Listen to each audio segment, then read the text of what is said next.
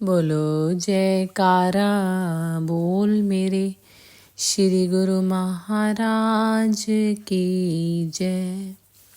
उच्च सिद्धांत भक्त वत्सल करुणा निधान श्री सद्गुरुदेव जी महाराज ने श्री आनंदपुर स्थायी निवासी एवं सत्संग आश्रम में रहने वाले गुरुमुख प्रेमियों की वेशभूषा एवं रहन सहन को आदर्श रूप देने का निश्चय किया।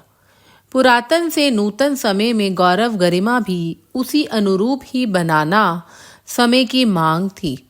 आप श्री अनंतपुर में रहने वाले स्थायी गुरुमुखों को अलग पहचान देना चाहते थे, ताकि बाहर से आने वाले यात्री जिज्ञासु यहाँ आते ही यह समझ सकें कि सचमुच ही ये गुरुमुख दुनिया की झिलमिल में रहते हुए त्याग, तपस्या एवं भक्ति की मूर्ति है। अतः आपने सबको श्री आरती पूजा एवं श्री दर्शनों के समय सफेद वेशभूषा पहनने का आदेश दिया।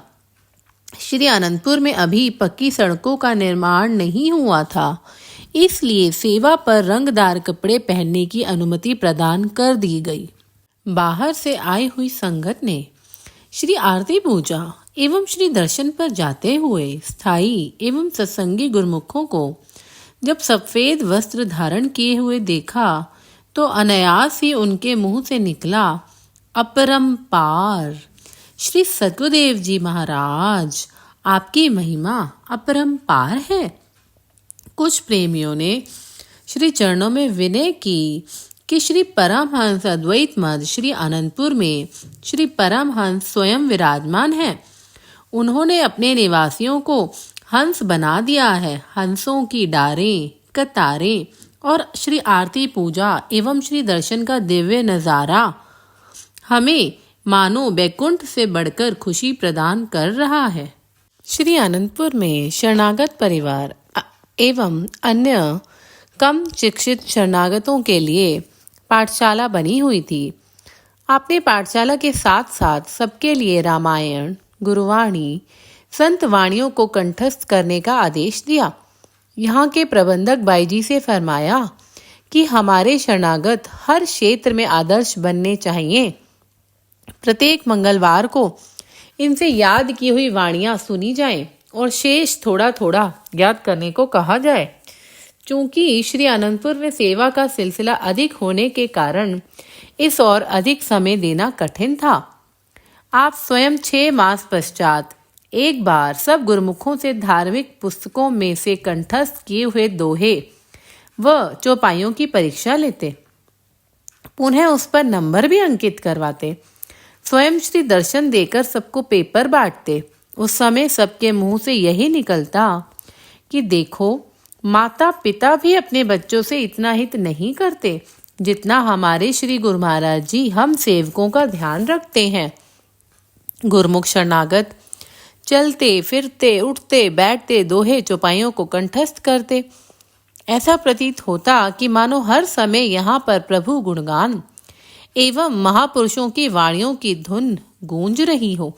हर समय सेवा, सुमिरन, दर्शन एवं गुरु महिमा के मधुर गीतों से भरा वातावरण आनंद से पूर्ण पावन सौरभ बिखेरता। यह सब प्रताप आपका अपने प्रेमियों के प्रति अनन्य स्नेह के कारण था। श्री सद्गुरुदेव जी महाराज श्री तृतीय पातशाही जी के समय में व उनसे पहले कुछ गुरुमुख भक्त सर्वस्व समर्पण कर शरणागत रूप में सेवा कर रहे थे। उन्हें साधु वेश प्रदान करने की आप श्री पंचम पातशाही जी की दिव्य मौज उठी। उनमें से कुछ भक्त अंदर सेवा में लगे हुए थे। भक्त गोविंद जी, महात्मा आत्म अखंडानंद जी, भक्त बलराम जी, महात्मा योग सत्यानंद जी, भक्त मोटूमल जी, महात्मा आत्म दयानंद जी, भक्त जगन्नाथ जी, महात्मा योग प्रेमानंद जी, भक्त धर्मदास जी, महात्मा अनमोल विवेकानंद जी तथा अन्य कुछ अधिकारी गुरुमुखों को यथा समय साधु वेश प्रदान करते गए। जिस समय आप गुरुमुखों को साधु वेश प्रदान करते, उस दिन अंतर मन से प्रफुल्लित होकर वचन फरमाते कि हमने आज श्री परमहंस दयाल जी की अथाह मोजों की लहरों में एक डुबकी लगाई है। उन महात्मा जनों को अपूर्व आनंद की अनुभूति होती और वे अहोभाग्य मनाते हुए आभार प्रकट करते। श्री गुरु महिमा के भजन गाकर श्री आनंदपुर में हर्षोल्लास का एक पर्व बन जाता। साधु वेश प्रदान करते हुए आप हर बार विशेष प्रवचन फरमाते। आपने श्री वचन फरमाए, गुरुमुखों, श्री आनंदपुर दरबार भक्ति, परमारथ और साधना का दरबार है।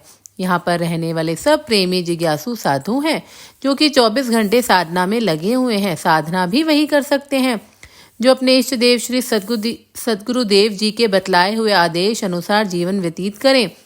हर एक इंसान साधना करे या साधु बन जाए ऐसा नहीं है।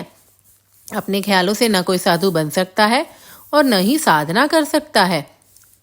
खाली वेशभूषा पहन लेने से या साधु का लिबास पहन लेने से तो साधु नहीं बना जा सकता। जैसा कि संत मलूक दास जी ने अपनी वाणी में कहा है कि साधु सही अर्थों में वह है, भेष फकीरी जे करे, मन नहीं आवे हाथ, दिल फकीर जे हो रहे, साहिब तिनके साथ।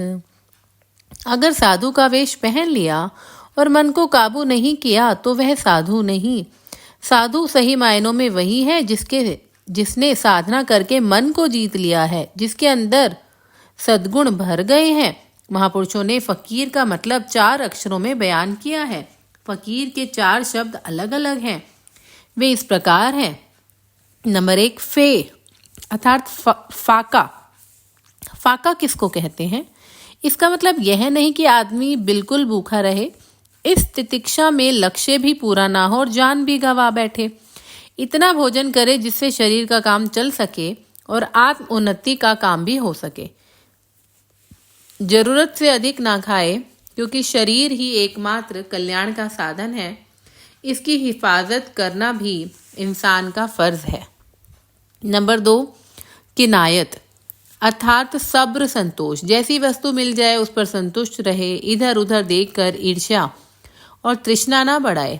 नंबर 3, यादे इलाही अर्थात मालिक की याद।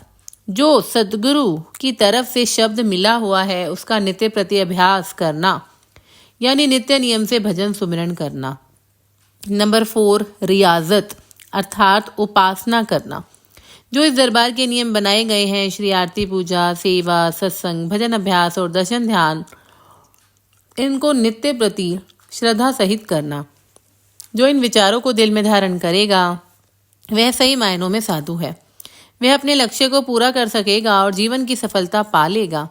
प्रत्येक गुरुमुख को यह समझना चाहिए कि मेरा साधु बनने का क्या प्रयोजन है। साधु वेश ले लिया तो उसमें विशेषता हो जाती है। साधु का लिबास कोई मामूली लिबास नहीं, इसे भगवा भी कहते हैं, अर्थात यह भगवान का वेश है। इसलिए भगवे कपड़े की कदर करनी चाहिए। निर्बैरी निहकामता स्वामी से तीनेह, विषया से न्यारा रहे, साधन का मतियेह। परम संत श्री कबीर साहिब। साधु का लक्ष्य क्या है?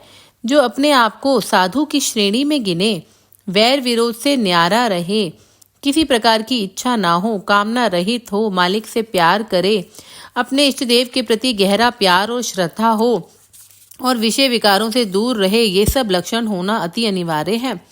जो विषयों से दिल लगाएगा उसका मालिक से प्यार नहीं होगा। कोई कहे कि मेरा विषयों से भी प्यार है और मालिक से भी, यह उसका ख्याली पुलाव और धोखा है। महापुरुष जीव को चेतावनी देते हैं कि आज्ञा के दायरे में रहो, इससे इंसान की सुरती निर्मल होगी। शुद्ध हृदय वाले को घट में मालिक के दर्शन होंगे। वही निर्मल आत्मा परमात्मा से एकाकार हो सकती है। उसी के जन्म जन्मांतरों के बंधन टूट सकते हैं। इंसान को इसी प्रकार का जीवन बनाना है जिससे इंसान की अपनी जिंदगी भी सुखमय बनती है और जो लक्ष्य धारण किया है उसकी भी पूर्ति हो जाती है। वे अपने संपर्क में आने वालों का भी सही मार्ग प्रशस्त करते हैं।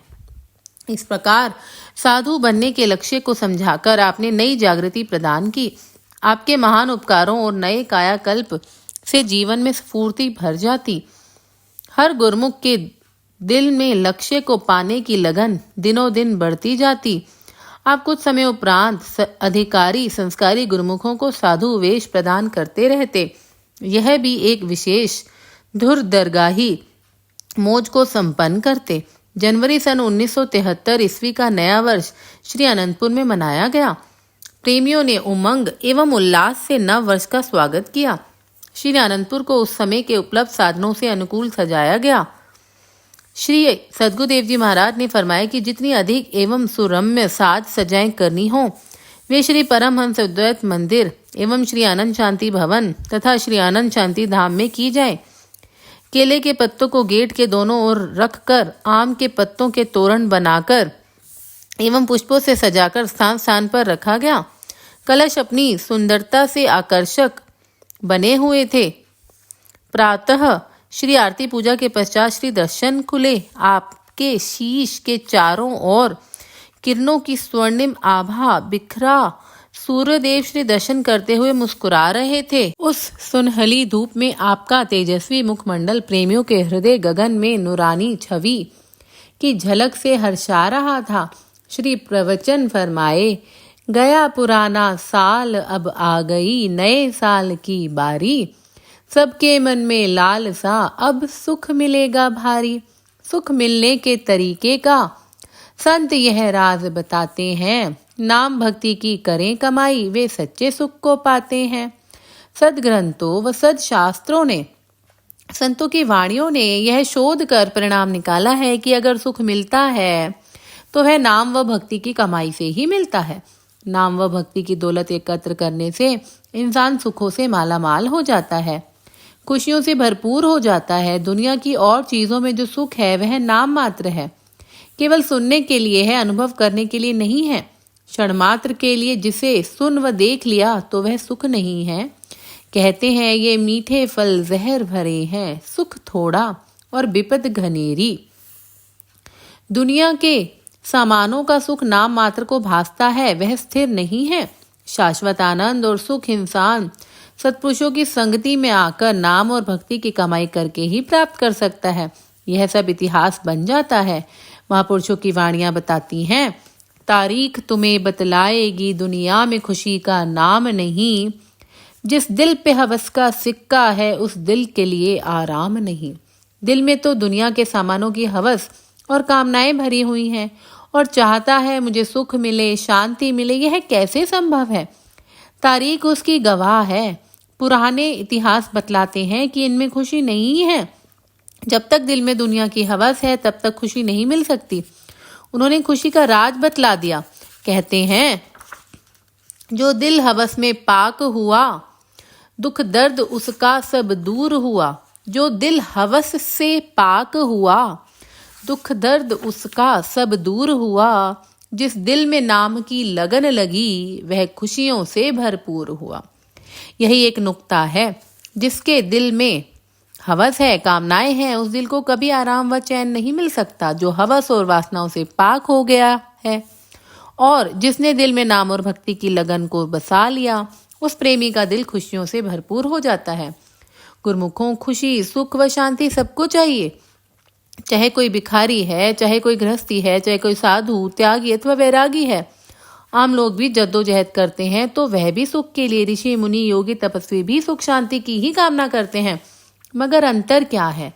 आम दुनिया झूठे सुख के लिए अपना सारा कुछ न्यौछावर कर देती है, तन मन धन की बाजी लगा देती है। गुरमुख जन भी तन मन धन की बाजी लगाते हैं, परंतु वे यह समझते हैं कि सत्पुरुषों की संगति में आने से ही वह शाश्वत सुख मिलेगा, जिसके पीछे फिर कोई और दुख नहीं है। इसलिए गुरमुख जन इस बात के पारखों होते हैं। उन्हें सत्पुरुषों की संगति में आकर निरख परख हो जाती है कि किस चीज में सुख है और किस चीज में दुख है। उनके ज्ञान चक्षु खुल जाते हैं। वे फिर निर्णय करके उसी चीज की ही चाहना करते हैं। बाकी दुनिया की चीजें उपयोग में लाने के लिए हैं, दिल में बसाने के लिए नहीं है। दिल में बसाने वाली चीज केवल मालिक का नाम ही है। मालिक की भक्ति ही सत्वस्तु है। इसलिए गुरुमुख जन जिन्हें ज्ञान चक्षु मिल गए हैं, वे सच्चे नाम की दिल में अभिलाषा रखते हुए, झूठ को दिल से त्यागते हुए संसार में विचरण करते हैं। वे अपनी जिंदगी सुखरूप बना लेते हैं और इस लोक में भी सुखी होते हैं और परलोक भी संवार लेते हैं।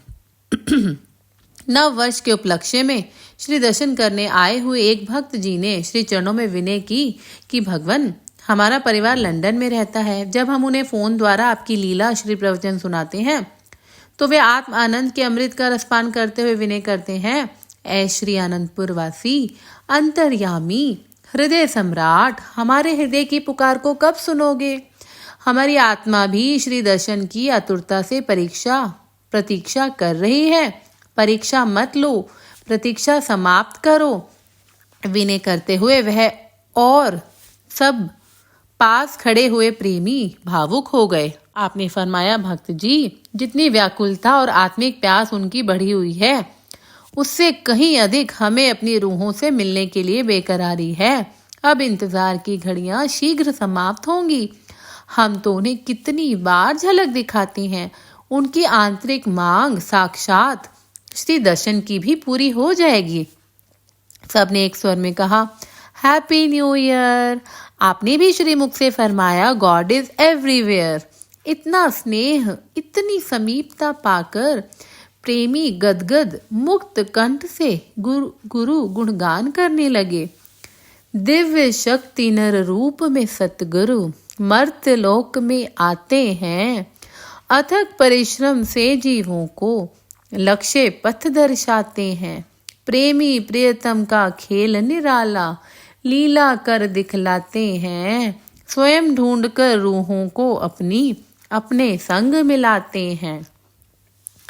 प्रत्येक गुरमुख प्रेमी एवं जिज्ञासु जिसने भी पूर्ण श्रद्धा विश्वास से भक्ति पथ को अपना लिया, गुरु आज्ञा को सर्वोपरि मान लिया एवं प्रभु भक्ति के मग पर स्वयं को मिटा दिया, उसने सद्गुरु की संपूर्ण कृपा को पा लिया। सद्गुरु सेवक के जन्म जन्मों तक साथी बन जाते हैं और उस सेवक को एक रूपता की स्थिति तक पहुंचा देते हैं। बोलो जयकारा बोल मेरे श्री गुरु महाराज की जय।